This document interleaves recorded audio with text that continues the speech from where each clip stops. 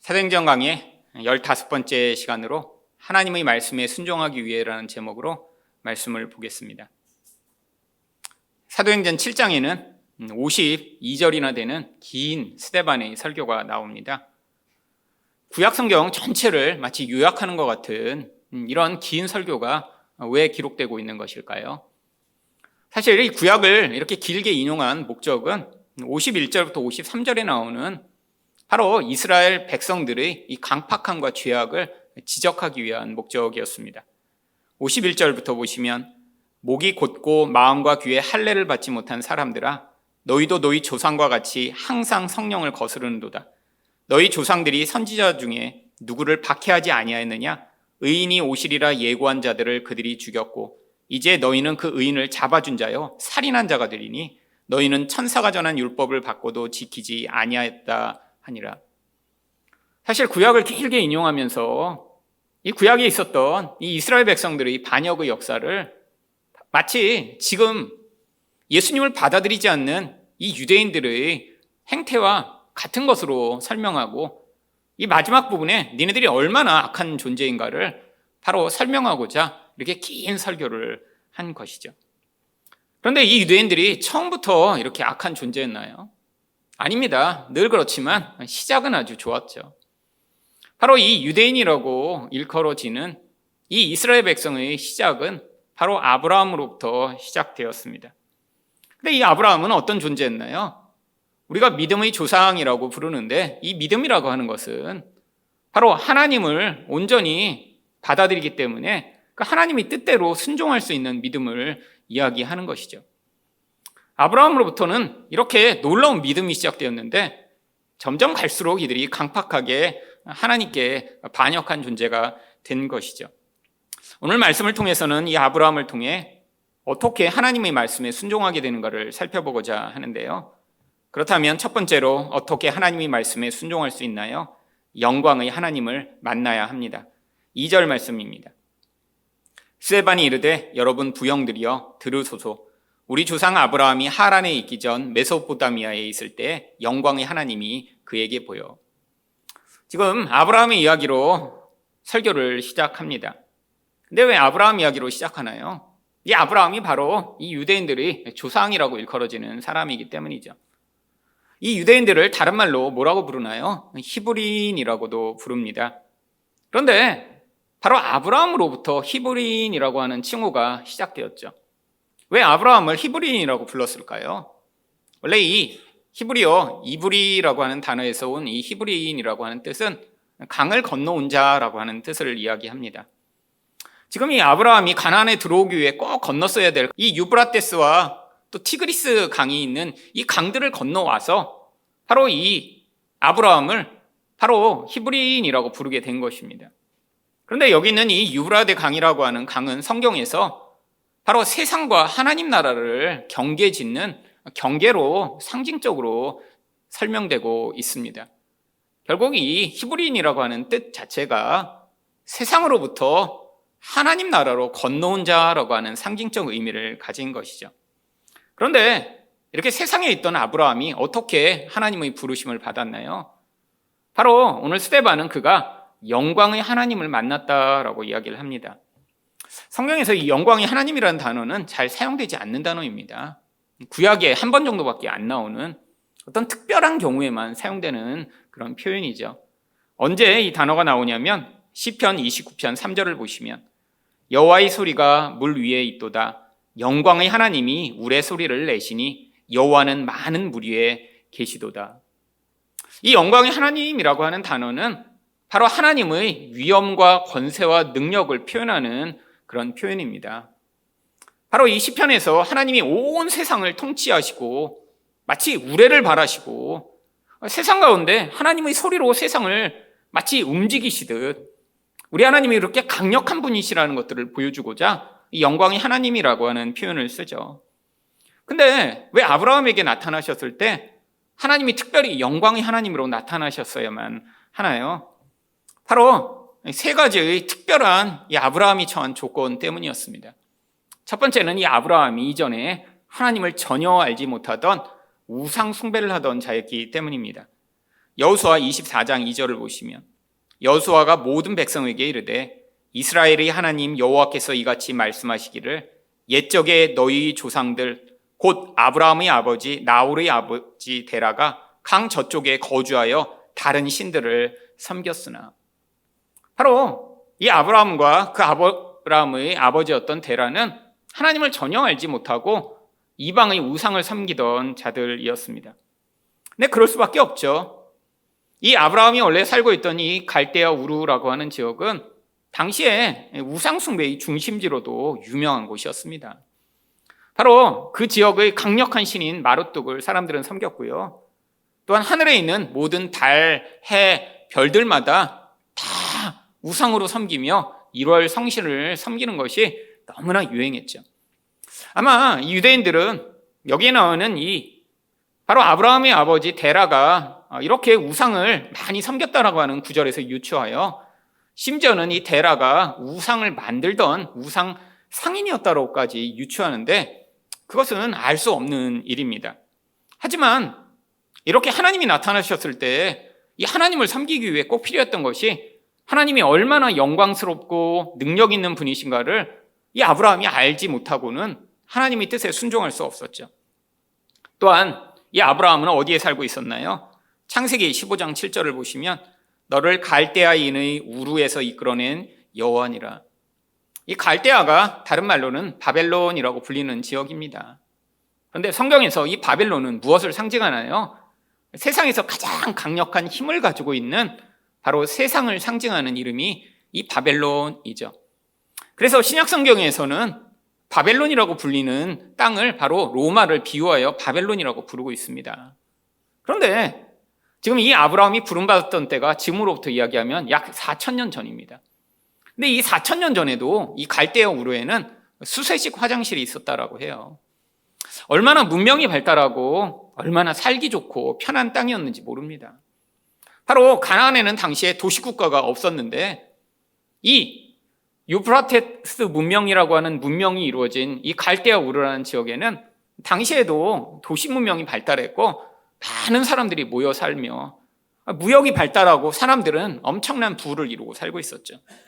근데 이 아브라함에게 그런 도시에 살던 아브라함을 향해 하나님이 정말 아무도 살지 않을 것 같은 그런 황량한 야만의 땅으로 가라고 명령하실 때 그가 순종할 수밖에 없었던 이유가 영광의 하나님을 만났기 때문입니다. 마지막으로 이 아브라함에게 하나님이 어떤 명령을 하셨나요? 3절 말씀을 보시면 이르시되 내 고향과 친척을 떠나 내가 내게 보일 땅으로 가라. 근데 왜 하필이면 고향과 친척을 떠나라고 하셨나요? 지금 스데반은 원래 하나님이 명령하시던 명령 가운데 한 가지를 생략하고 있습니다. 원래의 명령은 창세기 12장 1절에 이렇게 나오죠.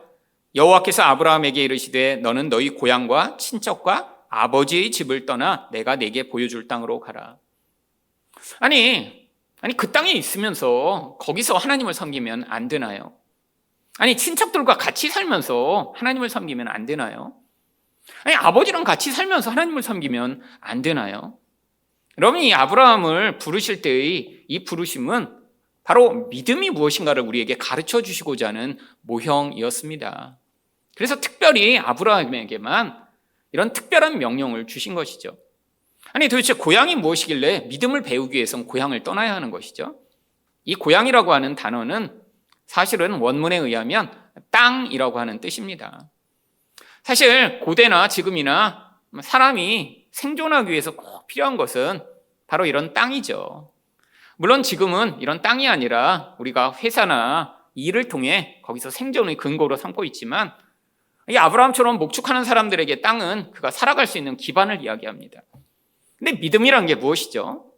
보이는 세상의 무엇인가를 의존하고 사는 것이 아니라 보이지 않는 하나님을 나의 생존의 근거로 바꾸는 것이 바로 믿음입니다. 그래서 아브라함에게는 특별히 하나님이 이 보이는 땅이 아니라 하나님을 온전히 믿고 살도록 자기가 지금 가지고 있는 땅을 떠나라고 명령하신 것이죠. 그럼 왜 친척을 떠나야 하나요? 여러분 고대에는 지금처럼 경찰이나 군대가 잘 갖춰져 있지 않았습니다. 여러분 4,000년 전을 생각해 보세요. 한국도 사실은 이렇게 근대사회가 이루기 전까지 수천 년 동안 다 친척들이 모여 살았습니다. 아직도 그 흔적들이 많이 있죠. 왜 그랬나요? 아니, 이렇게 경찰력이 사람들을 잘 지켜주지 못하고, 이렇게 법이 명확하게 이렇게 행해지지 못하니까 이렇게 시족끼리 모여 살면서 자칫 자기들을 방어할 수 있는 이 안전의 보장을 받고자 한 것이죠. 근데 이 아브라함에게는 하나님이 그런 모든 보호와 안정의 기반을 다 떠나라고 명령하신 것입니다. 왜요? 하나님만이 우리 인생의 보호자가 되심을 이 아브라함을 통해 보여주고자 한 것이죠. 여러분, 마지막으로 왜 아버지의 집을 떠나라고 하신 것일까요? 여러분, 이 아버지는 바로 이 아브라함의 정체성의 근거입니다. 여러분, 옛날에도 이렇게 시골에 가면 이 개개인이 아니라 누구 집안의 아들, 누구 집안의 손자로 일컬어졌습니다. 그게 당연하죠. 그 집안에서 유명한 사람에 의해 그 다른 존재들이 바로 정체성을 갖게 되는 것이죠. 그래서 다 이렇게 족보도 자기 집안에 이렇게 유명한 사람의 몇 대 손, 이것까지 자기가 자랑하고자 하는 사람이 있죠. 여러분, 다 인간은 자기 스스로 약하기 때문에 어떤 남들이 알아줄 만한 의미 있는 존재의 근거에 자기 정체성을 세우고자 합니다. 지금 우리는 그렇지 않나요? 여러분, 다 누구나 이렇게 큰 회사, 또 좋은 학교 가고자 하는 이유가 무엇인가요? 정체성의 근거를 남들도 알 수 있는 곳에 두고자 하는 것이죠. 아니, 남들도 다 알아줄 수 있는 그런 학교에 나오면 그 사람이 어떤 사람이건 간에 사람들이 일단 어느 학교 출신이에요? 라고 알아주는 것. 아니, 그 사람이 얼마나 잘 나건 못 나건 간에 그냥은 알 수가 없잖아요. 근데 유명한 그런 회사에 다닌다 그러면 사람들이 당장 바라보는 시선이 달라지죠. 이게 바로 정체성의 근거죠. 근데 하나님이 무엇을 명령하세요? 아브라함한테 그런 세상의 모든 것들을 다 버려두고 오직 하나님 한 분만으로 그 모든 정체성의 근거를 삼도록 심지어는 아버지부조차 떠나라고 하신 것이죠. 여러분, 믿음이라는 게 그래서 아주 쉬운 게 아닙니다. 우리는 그냥 예수를 믿고 천국에 가는 게 믿음이라고 생각하지만 하나님은 이 땅의 삶을 통해 우리가 내 생존하고 있는 근거가 하나님이시고 내가 보호받을 수 있는 근거조차 하나님이시며 내 인생의 나라고 하는 존재를 자리매김하는 그 정체성의 근거 또한 눈에 보이는 어떤 것이 아니라 하나님 한 분만이 되기를 원하시는 것인데, 여러분, 이런 믿음의 자리로 나아가는 것이 아주 어려운 일이죠. 여러분, 아브라함이 이렇게 영광의 하나님을 만났지만 단번에 그에게 믿음이 생긴 것이 아닙니다. 그래서 어떤 일이 있었나요? 4절 말씀입니다. 아브라함이 갈대아 사람의 땅을 떠나 하란에 거하다가 그의 아버지가 죽음에 하나님이 그를 거기서 너희 지금 사는 이 땅으로 옮기셨느니라. 이 갈대아 우르에서 가나안에 오기 위해서는 이 하란이라는 지역을 거쳐서 거기서 남쪽으로 내려와야 합니다. 이 하란은 이 문명과 또 이 야만의 세계의 경계가 되는 바로 그런 도시였죠. 근데 지금 갈대아 우르부터 하란까지는 잘 왔어요. 근데 하란을 떠나지 못하는 거예요. 왜요? 거길 떠나면 내가 생존의 근거로 삼고 있는 모든 것들을 다 버려야 되고, 나를 지켜줄 수 있는 그런 모든 것들이 다 사라지고, 내가 누구인지 알지 못한 채 나 혼자 버려지는 것 같은 그런 미지의 세계로 들어가야 하니까. 그래서 아마 거기서 이 아브라함 또한 아버지가 죽기까지 한동안 기다렸던 것 같습니다. 이 아브라함이 75세에 가나안 땅에 들어왔다고 하는데 아마 이 하란에서 오랜 기간 머물렀었던 것 같아요. 근데 하나님이 처음부터 그가 당장 믿음을 발휘하지 못했지만 하나님이 거기서 그 아버지가 죽기까지 기다리셨습니다. 왜요? 믿음이라는 게 단번에 생기는 게 아니라 인생을 통해 성장해 나가는 과정이기 때문이죠. 여러분, 우리가 아브라함을 믿음의 조상이라고 일컫게 되는 그 중요한 시점은 어디인가요? 나중에 이 아브라함이 자기 아들 이삭을 하나님께 번제로 바칠 때까지 순종하는 자리에서 우리가 그를 믿음의 사람이구나 라고 인정하게 됩니다. 근데 그게 이 아브라함이 가나안에 들어온 때부터 거의 40년에서 50년 이상 걸린 시간이었죠. 여러분, 이 믿음의 시작은 미약했습니다. 하나님의 명령에 온전히 순종하지 못해서 아버지를 당장 떠나지 못했고 도시를 떠나지 못했죠. 때가 되자 하나님이 아버지의 죽음을 통해 그 아브라함을 가나안으로 불러들이셔서 거기에서 믿음을 시작하신 것입니다. 여러분, 믿음이 있다면 우리는 자연스럽게 하나님께 순종할 수 있습니다. 근데 바로 이 순종이라고 하는 것, 하나님을 믿는 것, 이게 성도에게 있어서 가장 중요한 내적 본질이죠. 여러분, 우리가 하나님의 뜻에 자연스럽게 순종할 수 있으면 우리는 더 이상 이 죄의 영향력에 매여 살지 않아도 됩니다. 우리가 하나님을 온전히 믿고 살 수 있으면 이 세상에서 이렇게 강력하게 영향 미치는 이 돈의 무서운 영향력에서도 자유로울 수 있죠. 우리가 하나님을 진짜 우리를 다스리시고 우리 인생을 책임지는 하나님이라고 믿고 있다면 우리에게 시시각각 닥치는 그런 두려움에서 벗어날 수 있죠. 여러분, 그런데 이 모든 두려움과 욕망이 어디에 있나요? 남이 우리에게 준 것이 아닙니다. 그냥 우리 내면 안에서 끊임없이 솟구쳐 나오죠. 이 불안함을 노력하면 벗어날 수 있나요? 내가 불안하지 않고자, 나는 두려워하지 않고자 애쓰겠습니다. 의지를 발휘하면 두려움에서 벗어날 수 있나요? 아니, 세상 가운데 살아갈 때 끊임없이 닥치는 이 다양한 욕망들을 우리가 절제하고 억누르면 욕망에서 자유로울 수 있나요? 아닙니다. 이 강력한 욕망을 벗어날 수 있는 유일한 길은 이 세상보다 크신 하나님을 우리가 온전히 사랑할 때이고, 이 무서운 두려움에서 벗어날 수 있는 유일한 길은 바로 그 하나님이 우리 보호자가 되심을 우리가 온전히 믿을 때이죠. 여러분, 우리는 이 아브라함보다 어쩌면 더 강력한 우상이 우리를 영향 미치는 세상 속에 살고 있습니다. 아브라함 시대에는 눈에 보이는 그런 우상을 만들어 놓고 절하고 섬겼죠. 여러분, 근데 지금의 우상은 더 강력하고 교묘해졌습니다. 눈에 보이지 않지만 모든 사람들은 돈이 하나님보다 강하다고 믿고 살고 있고요. 모든 사람들은 세상의 권력이 무엇보다 강력하다고 믿고 살고 있는 세상에 살고 있죠.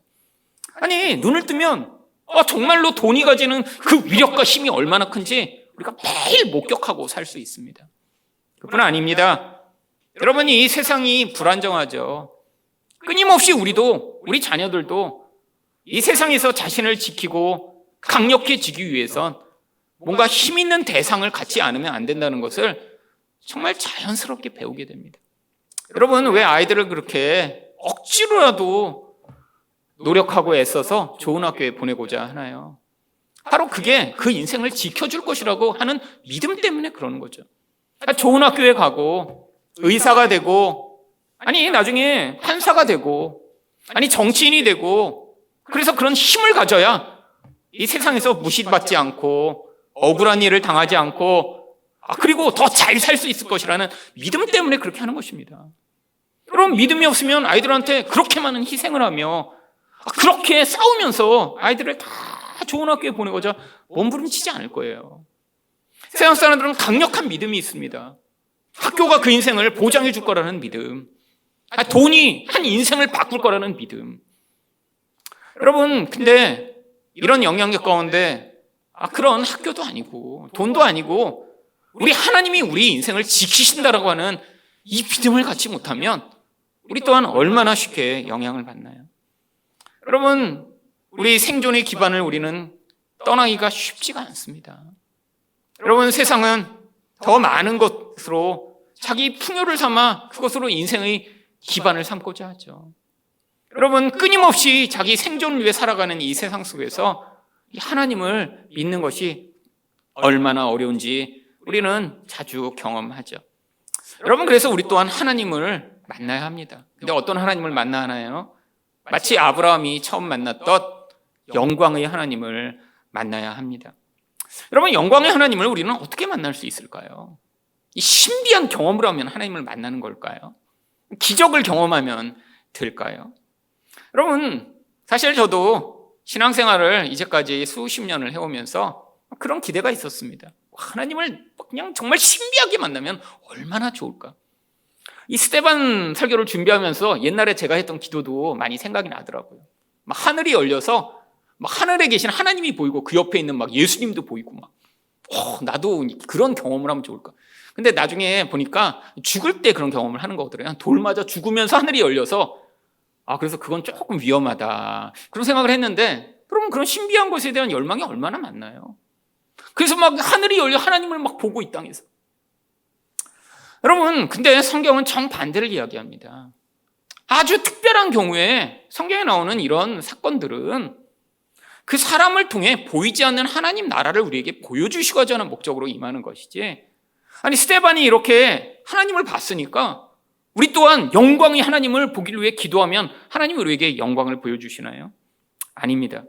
여러분, 그러면 우리는 어떻게 영광의 하나님을 만나게 되나요? 베드로전서 4장 14절을 보시면 너희가 그리스도의 이름으로 치욕을 당하면 복 있는 자로다. 영광의 영 곧 하나님의 영이 너희 위에 계심이라. 여러분, 지금 우리가 영광을 경험하는 방법은 바로 성령을 통해서 영광을 경험하는 것입니다. 여러분, 근데 이 영광의 영이 특별히 언제 임하세요? 그리스도의 이름으로 치욕을 당하면. 여러분, 우리가 우리의 호기심을 충족하기 위해 하나님이 영광의 영을 우리에게 보내시거나 내가 특별한 경험을 하기 위해 이런 영광의 영이 임하시는 것이 아니에요. 세상에서 이렇게 내 힘으로 감당할 수 없는 그런 박해와 고난 가운데 하나님이 누구신가를 우리에게 강력하게 보이실 수 있는 성령이 임하심으로 말미암아 바로 그런 이 세상의 무서운 박해와 위협을 뛰어넘을 수 있는 믿음을 발휘할 수 있도록 성령이 임하시는 것이죠. 아니 근데 성령이 이렇게 영광으로 임하시면 우리에게 어떤 변화와 어떤 모습이 나타나는 것일까요? 많은 사람들이 성경이 이렇게 강력하게 임하시면 막 특별한 신비한 체험을 하고 경험을 하게 된다고 생각하는 경우가 많이 있습니다. 제가 근데 뭐라고 말씀드렸나요? 보이지 않는 이런 것들을 내가 자꾸 체험이나 감각으로 경험하려고 하는 이런 태도가 바로 신비주의입니다. 여러분, 신비주의라는 게 뭔가 신비한 것을 경험하고자 하는 게 아니라 자꾸 보이지 않는 것을 내 감각, 눈이나 귀나 코나 입이나 어떤 내가 감각으로 느끼고자 열망하는 것을 신비주의라고 하죠. 근데 신비주의는 항상 어떤 위험성이 있는 줄 아세요? 하나님의 본래의 목적이 아니라 그 사람이 원래 예민하고 그 사람이 경험하고자 하는 그 감각의 왜곡을 갖고 오게 됩니다. 옛날에 제가 오래전에 만났던 어떤 자매는 자기가 굉장히 이렇게 영적으로 늘 이렇게 민감하고 이렇게 영적 능력이 있다는 걸 자꾸 자랑하고자 하는 자매였어요. 근데 처음에는 저도 잘 몰랐습니다. 이 자매가 하도 자기가 이제 막 기도도 많이 하고 이렇다고 해서. 근데 어느 순간에 이 자매 이상하다라고 느꼈냐면 이 자매는 그런 얘기를 하더라고요. 자기가 이렇게 영적으로 예민하니까 이렇게 마귀가 활동을 많이 하는 데 가면 마귀 냄새가 난대요. 근데 처음에는 이제 제가 어렸을 때죠. 20대 때. 그래서 정말 어떤 냄새가 나냐고 그랬더니 이 세상에서는 맡아보지 못하는 그런 신비한 냄새가 난대요. 신비한. 자기만 아는. 그래서 자기가 딱 어디에 가서 냄새가 나면 여기 마귀가 강력하게 임하는구나. 그래서 그때는 신비한 능력이 있구나. 여러분, 이런 거를 신비주의에 빠진 잘못된 신앙이라고 얘기하는 거예요. 여러분, 냄새는 자기가 평소에 코가 예민한가 보죠. 그러니까 남들이 맡지 못하는 냄새는 왔는데 그걸 자꾸 영적으로 연관시켜서 마귀가 활동하면 이런 냄새가 나. 자기가 스스로 잘못된 믿음에 빠져버리는 거예요. 여러분, 성경에 그런 거 없습니다. 하나님이 마귀가 활동한다고 우리가 냄새를 맡게 하거나 뭔가 이렇게 보이게 하거나 어떤 소리를 듣게 하셔서 마귀가 어떤 존재인지를 우리에게 알려주시는 게 아니에요. 여러분, 성경에서 명확하게 마귀란 존재가 어떤 존재인지 우리에게 이미 가르쳐 주셨습니다. 마귀는 멸망으로 들어갈 존재인데 지금 하나님의 백성의 시련과 유혹을 위해 존재하여 하나님 백성들이 더 성숙할 수 있도록 만드는 그런 마치 백신과 같은 존재이죠. 그러니까 어느 지역에 마귀가 더 활동한다고 우리가 두려워하거나 그 장소를 피하거나 할 필요가 없는 거예요. 여러분, 이렇게 신비주의에 빠지게 되면 하나님을 왜곡하게 됩니다. 근데 하나님이 우리에게 이 영광을 어떻게 보여주세요? 바로 이사야 66편 5절을 보시면 여호와의 말씀으로 말미암아 떠는 자들아 그의 말씀을 드렸지어다. 여호와께서는 영광을 나타내사. 여러분, 하나님이 우리에게 하나님의 영광을 보여주시는 길은 하나님의 말씀을 통해서 보여주시는 것입니다. 여러분, 하나님의 말씀이 임했는데 지금 백성들이 떤다고 얘기해요. 근데 거기에 뭐가 나타났다고요? 여호와의 영광이 나타났다고요. 여러분, 영광을 우리가 자꾸 어떻게 오해하니까 자꾸 신비한 경험을 찾아서 문제입니다. 영광을 뭐라고 오해하나요? 뭔가 놀랍고 화려하고 아름답고 뭔가 신비한 게 나타나는 게 영광이라고 생각해요. 여러분, 근데 영광이 무슨 뜻인가요? 하나님의 본질과 속성이 드러나는 게 영광입니다. 여러분, 그러니까 성경 전체에서 하나님의 영광이 가장 찬란하게 드러난 게 어디냐면 바로 십자가였어요. 여러분, 십자가에서 우리 하나님이 누구신지 어느 때보다 강력하게 드러났습니다. 우리 하나님은 사랑이 많으신 분이고, 우리 하나님은 우리와 같은 죄인을 용납하시는 분이시며, 우리 하나님은 그 능력으로 반드시 죄로부터 우리를 구원하실 분이시라는 사실을 이 십자가에서 보여주셨으니까 이 십자가가 가장 영광스러웠던 자리였던 거죠. 여러분, 바로 이렇게 우리가 하나님을 경험하고 영광을 경험하는 길은 말씀을 통해 경험하는 것입니다.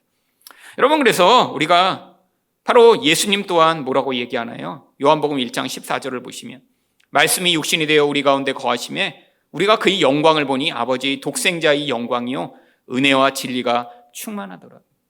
여러분, 왜 예수님이 바로 영광이라고 이야기를 하나요? 예수님은 보이지 않는 하나님이 어떤 분이신가 우리에게 보여주신 분이십니다. 그 예수님을 통해 우리가 하나님을 경험했는데 이 예수님을 또 뭐라고 해요? 말씀이라고 이야기하죠. 아니, 왜 예수님이 또 말씀이신가요? 바로 구약성경 전체가 이 예수님에 대해 얘기하고 있습니다. 바로 그러니까 구약이 이야기하던 그 성경 전체의 말씀이 이 눈에 보이는 한 분으로 나타나 이 땅에 오셨기 때문에 그분을 말씀이라고 이야기하는 것이죠.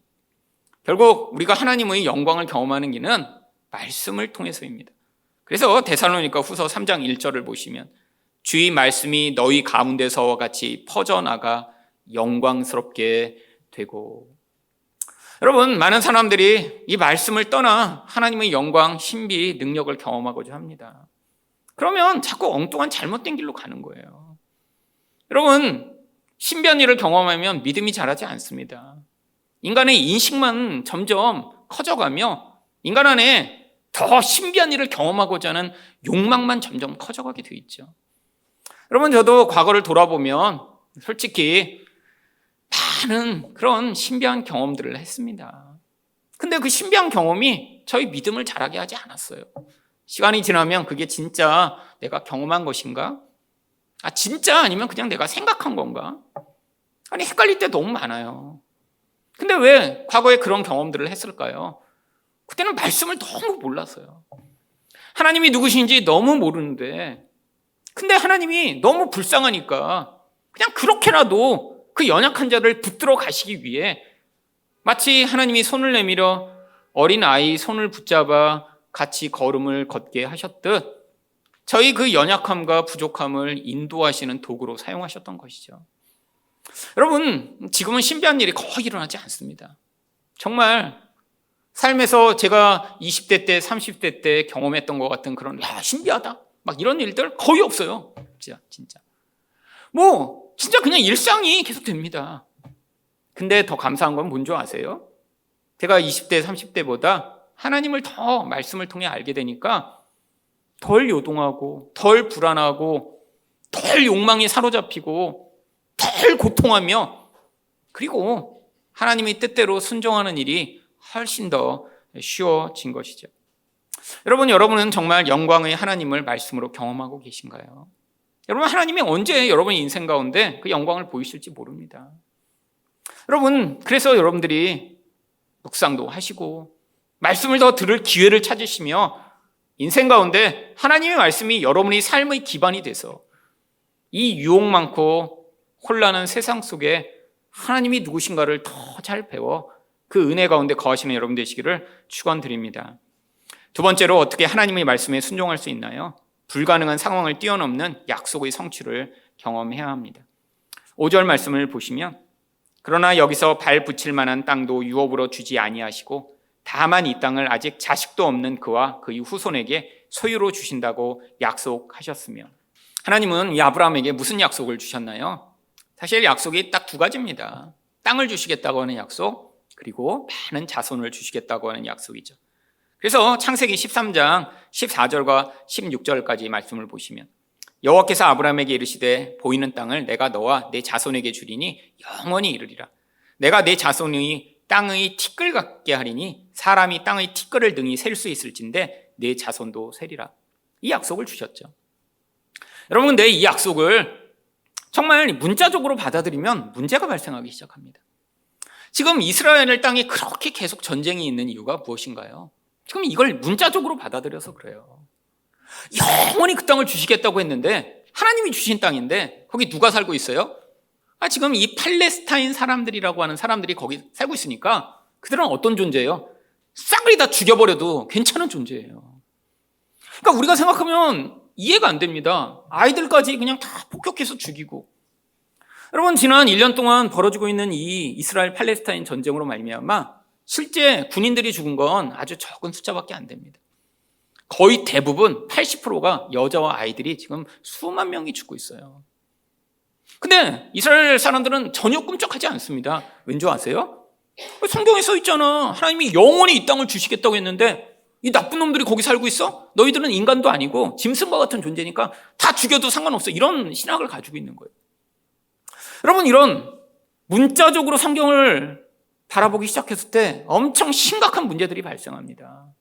제가 이번 주에 한국에 왔던 이스라엘 대사가 쓴 창세기 책이 있길래 또 어떻게 이 사람은 창세기에 대해 설명을 했나 읽기 시작했는데 참 황당한 부분들을 많이 발견했습니다. 이 이스라엘 대사가 또 랍비 교육을 받았어요. 그리고 공부도 아주 잘한 사람입니다. 하버드에서 공부하고 한국에서 이스라엘 대사로 여러 해 섬기다가 지금 이제 나라로 돌아가더라고요. 그래서 이제 창세기를 책을 냈는데 그게 또 김정한 목사님이 극동방송에서 이 대사를 아셔갖고 초청해서 지난 극동방송에서 계속 이제 그 라디오 방송을 했던 내용을 책으로 엮은 것이더라고요. 그래서 이제 호기심이 나서 책을 읽는데 예수 그리스도 없이 문자대로 성경을 읽을 때 얼마나 위험한가를 제가 다시 한번 발견했습니다. 이 이스라엘 대사가 무슨 얘기를 쓰냐면 성경에 아브라함에게 하나님이 무슨 약속을 하셨냐면 아브라함을 축복하는 자는 축복을 받고 아브라함을 이렇게 저주하는 자는 저주를 받겠다고 하는 약속이 지금도 이루어지고 있다는 거예요. 어떻게 이루어지고 있냐? 지금도 이스라엘 편에 서서 이스라엘 잘한다 하는 나라들은 참 다 부강하고 있대요. 대표적으로 미국이 지금 이렇게 막 부강하고 있는 이유가 이스라엘 편에 섰기 때문에 하나님이 축복하고 계시다는 거예요. 근데 지금 이스라엘을 반대하는 나라는 다 멸망하고 있대요. 그게 역사의 증거라는 거예요. 그러더니 거기다 한 줄을 썼습니다. 한국 대사니까. 지금 한국에 와보니까 한국 사람들은 기본적으로 이스라엘을 이렇게 호감도가 높대요. 딴 나라에 비해. 그래서 한국이 앞으로 부흥할 거고 지금도 잘 사는 이유가 이스라엘을 축복했기 때문에 잘 사는 거래요. 여러분, 이게 성경을 문자대로 바라보는 사람들의 수준이죠. 여러분, 성경은 예수 그리스도를 통해서 이게 우리에게 주시는 어떤 약속인가로 영적인 측면에서 이해를 해야 되는데, 여러분, 땅을 영원히 주시겠다고 하니까 그 땅에 있는 모든 다른 인간들은 다 죽어 마땅한 존재고 다 내쫓아야 되는 존재며 우리들만 번성해야 된다는 이런 잘못된 신학을 갖게 된 것이죠. 여러분, 이 땅이란 게 무엇인가요? 하나님 나라입니다. 지금 우리가 이 가나안 땅에 살게 된 거예요. 세상으로부터 하나님이 그 가나안 땅으로 부르신 아브라함처럼 우리가 히브리인이 돼서 강을 건너온 자가 되어 이제 믿음의 여정을 시작해 우리가 하나님 나라에 살고 있는 이것이 바로 가나안 땅에 살고 있는 것이며 지금의 이스라엘, 혈통적 이스라엘이 아니라 아브라함을 조상으로 하나님이 시작하신 이 믿음의 여정 가운데 있는 우리가 바로 하나님의 백성으로 이렇게 온 땅에 가득하게 된 것이죠. 여러분, 근데 아브라함은 이런 놀라운 약속의 성취를 다 보지는 못했습니다. 하지만 뭘 봤나요? 아주 작은 부분이 성취된 것을 맛보았죠. 바로 창세기 21장 31절부터 32절을 보시면 아브라함과 아비멜렉이 거기서 서로 맹세하였으므로 그곳을 부엘세바라 이름하였더라. 그들이 부엘사바에서 언약을 세우며. 여러분, 여기 있는 이 아비멜렉은 블레셋의 왕입니다. 아브라함에게 찾아오더니 언약을 맺어요. 무슨 언약이요? 땅에 대한 언약을 맺는 거예요. 마치 아브라함이 그 땅의 주인인 것처럼 서로 침범하지 말자, 내가 너를 지켜주고 서로 침공하지 말자라는 왕과 왕이 맺는 언약을 맺은 거예요. 나그네로 들어왔는데 이 블레셋을 통치하던 왕이 이 아브라함을 왕처럼 대우하기 시작한 것입니다. 왜요? 하나님이 그와 함께 하신 것을 보았기 때문이죠. 여러분, 또 아브라함에게 어떤 약속이 성취되었나요? 바로 오늘 8절을 보시면 할례의 언약을 아브라함에게 주셨더니 그가 이삭을 낳아 여드레 만에 할례를 행하고 이삭이 야곱을, 야곱이 우리 12조상을 낳으니라. 여러분, 기적처럼 이삭이 100세에 탄생하는 놀라운 하나님의 약속의 성취를 보았습니다. 뭐와 뭐의 약속이 이루어진 것을 보았어요? 땅에 대한 약속과 자식에 대한 약속이 이루어진 것을, 아니 우리가 알듯 이런 영적인 측면에서는 이해하지 못했지만 자기 인생 가운데 이루어진 것을 보았어요. 여러분, 그때 이게 너무 감동적이라 아브라함이 했던 일이 무엇인가요? 창세기 21장 33절을 보시면 아브라함은 브엘세바에 에셀 나무를 심고 거기서 영원하신 여호와의 이름을 불렀으며. 왜 하나님을 영원하신 하나님이라고 불렀나요? 이 영원하다라는 단어는 항상 영원한 언약이라고 표현되는 단어입니다. 하나님이 아브라함에게 어떤 언약을 하셨어요? 내가 땅을 주겠다, 내가 자식을 주겠다. 근데 도저히 이루어질 확률이 없어요. 아브라함은 나그네에 불과합니다. 아브라함은 이미 나이가 너무 많이 들었어요. 근데 시간이 지나 보니까 정말 하나님이 약속하신 대로 다 이루신 거예요. 그래서 하나님을 향해 우리 하나님 영원하신 하나님이십니다, 영원한 언약을 이루는 하나님이십니다라고 감탄해서 하나님을 영원한 언약의 하나님이라고 부르며 거기에 기념나무를 심은 것이죠. 여러분, 여기까지 이르렀더니 그제서야 아브라함이 할 수 있었던 것이 무엇이죠? 창세기 22장 9절과 10절입니다. 아브라함이 그곳에 제단을 쌓고 나무를 버려놓고 그의 아들 이삭을 결박하여 제단 나무 위에 놓고 손을 내밀어 칼을 잡고 그 아들을 잡으려 하니. 여러분, 우리는 이 상황을 보며 아니 어떻게 이런 순종을 할 수 있지? 아브라함이 대단한 사람인가? 아브라함이 어떻게 이렇게 큰 믿음을 가질 수 있었을까? 근데 성경은 하나도 아브라함이 믿음 있는 사람은 이야기하지 않습니다. 아브라함은 원래 믿음이 하나도 없는 사람이에요. 하나님이 누구신지도 모르는 사람이에요. 근데 이렇게 수십 년간 하나님이 불가능한 상황 속에서 약속을 이루는 것들을 경험해 가며 그 자리에 이르게 된 것이죠. 이게 하나님 백성들의 인생의 여정입니다. 여러분, 우리 인생 가운데도 하나님이 불가능한 일을 우리에게 약속으로 주셨어요. 여러분 잘 먹고 잘 살으려고 하나님 백성으로 불러 이 땅에 살게 하신 것 아닙니다.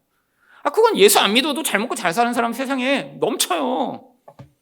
여러분, 우리 인생이 그런 생존의 목적을 두고 살아간다면 우리는 참 비참한 존재죠. 여러분, 근데 하나님이 우리를 그것을 뛰어넘는 약속을 주시며 우리 가운데 은혜를 주시길 원하십니다. 여러분, 이런 믿음을 가졌더니 아브라함이 나중에 이런 순종을 하게 된 것을 성경이 뭐라고 얘기하나요? 히브리서 11장 19절을 보시면 그가 하나님이 능히 이삭을 죽은 자 가운데서 다시 살리실 줄로 생각한지라. 여러분, 우리는 이런 동일한 믿음을 가진 자들입니다. 이 땅이 전부가 아니에요. 여러분, 우리 사랑하는 자를 먼저 떠나보내도 여러분, 남들은 알 수 없는 그 고통에서 우리가 일어설 수 있는 이유가 뭐죠? 죽음이 끝이 아니라고 하는 믿음이 우리에게 있기 때문이죠. 여러분, 근데 그 믿음만이 아니에요. 이 세상이 전부가 아니라 우리는 이해할 수 없지만 이것들을 뛰어넘는 하나님 나라가 있다라고 우리가 믿기 때문에 여기에서 하나님의 뜻에 순종도 할 수 있고 하나님의 부르심에 복종도 할 수 있는 것이죠. 여러분, 하나님은 우리 각자에게 불가능한 상황 속에서 약속들을 주고 계십니다. 여러분, 인생을 살며 여러분이 그런 약속을 경험할 때 있죠. 여러분 가정이 정말 그런 하나님의 약속이 성취되는 곳으로 여러분 지금 살고 계신가요? 여러분, 대부분의 가정들은 그 과도기에 있습니다. 도대체 꿈꾸던 그런 아름다운 믿음의 가정이기보다는 늘 믿음은 어디에 가고 생존과 현실에 찌들어 살아가며, 아니 성경이 이야기하던 이런 사랑과 온전한 섬김과 아름다움보다는 짜증과 분노와 비난이 가득한 가정들이 얼마나 많이 있나요? 여러분, 예수 믿는다고 다 행복한 가정을 이루고 사나요? 아니에요. 우리 가정 또한 얼마나 문제가 많고 얼마나 구멍이 많나요? 아니, 어떤 가정들은 다른 가정보다 훨씬 더 성숙하고 행복한 가정처럼 보이는 가정도 있죠. 아니, 그런 사람들에게는 또 하나님이 그 가정의 바운더리를 넘어 하나님이 더 많은 사람들에게 그 사랑과 은혜를 흘려보낼 사명을 주고 계신지 모릅니다. 여러분, 근데 여러분이 탁월하다고, 여러분이 돈이 많다고, 좋은 학교 나왔다고 다른 사람들을 살릴 수 있는 능력이 있나요? 여러분, 불가능합니다. 여러분, 죽어가는 사람들을 살리며 남들이 알지 못하던 그 영적 세계 가운데 하나님의 믿음의 동역자로 함께 선호하는 데는 이런 하나님의 놀라운 약속이 성취되는 것을 믿는 믿음이 꼭 필요하죠. 여러분, 하나님이 행하실 것입니다. 여러분, 우리는 계속 낙심해요. 여러분, 가까운 사람들을 보면 얼마나 많이 낙심하나요? 여러분, 가족을 보면 야, 이렇게 믿음의 사람들이 와, 우리 가정에 있구나, 이러기보다는 이 사람들이 정말 예수를 믿을까? 나중에 정말 이 시대 가운데 이들이 믿음을 지키고 나중에 하나님을 믿는다고 할까? 이런 두려움이 훨씬 더 많이 찾아오는 이 시대 가운데 살고 있죠. 근데 이게 현실입니다. 우리 부모 세대보다 우리 자녀 세대가 더 믿음이 지금 허약해지고 있어요. 왜? 세상의 우상숭배가 더 강력해지고 있기 때문이죠. 여러분, 이때 우리에게 뭐가 필요한가요? 바로 이 아브라함이 가졌던 불가능한 속에서 하나님이 주시는 약속을 믿는 믿음으로 내 힘과 능력이 아니라 하나님이 이 모든 것들을 이루어 나가시는 하나님이심을 내가 믿음으로 고백하고, 바로 그 일들을 경험할 때 우리 하나님을 향해 하나님, 이 영원한 약속을 이루시는 분이 우리 하나님이십니다 라고 고백하는 그 믿음의 순종이 필요한 것입니다. 이런 아브라함과 같은 놀라운 하나님의 약속에 순종하는 여러분 되시기를 예수 그리스도 이름으로 축원드립니다.